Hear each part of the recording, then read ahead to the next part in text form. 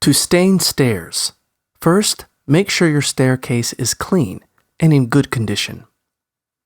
Move away or cover any furniture near the stairs so you don't accidentally get stain on them. If you have carpeting around the stairs, put a drop cloth over it. Put painter's tape along the wall by the stairs. If the stairs are already painted or heavily stained, apply a chemical stripper to remove the treatment. Next, use a medium grit sandpaper to smooth away any nicks, dents, or remaining traces of finish on the stairs. Follow up by sanding the stairs with a fine grit sandpaper. Then vacuum away the sawdust and wipe the steps down with a tack cloth.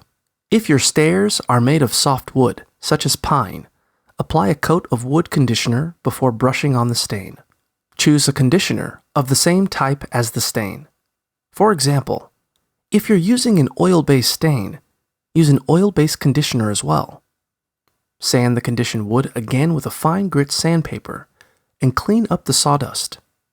Use smooth, long strokes to apply your stain with a paintbrush or rag. Let the stain set for 5 to 15 minutes, then wipe away any excess that hasn't soaked in.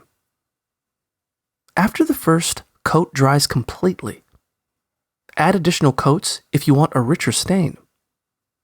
It usually takes about 4 hours for a layer of stain to dry. Protect your stain with a coat of floor-grade polyurethane varnish of the same type, either oil-based or water-based, as your stain.